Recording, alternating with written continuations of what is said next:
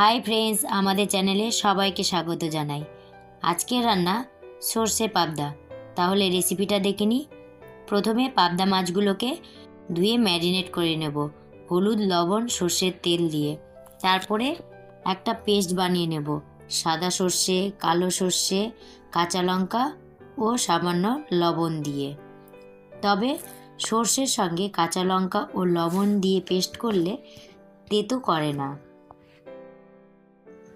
এরপরে কড়াই গরম করে সর্ষের তেল দিয়ে পাবদা মাছগুলোকে সব ভেজে নেব।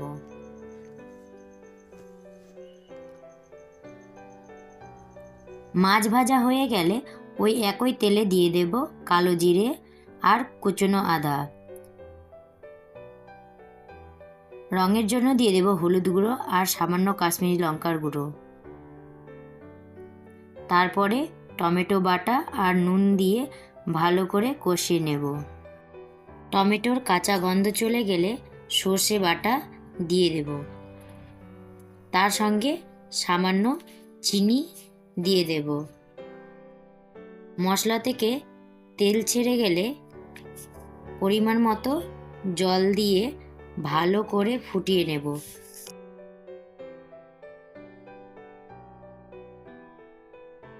জল ফোটানো হয়ে গেলে মাছগুলো দিয়ে দেব। সবশেষে ধনে পাতা কুচি দিয়ে নামিয়ে নেব। রান্নাটা যদি আপনাদের ভালো লেগে থাকে তবে চ্যানেলটি অবশ্যই সাবস্ক্রাইব করে লাইক করে দেবেন। তাহলে এখন আসি, টাটা।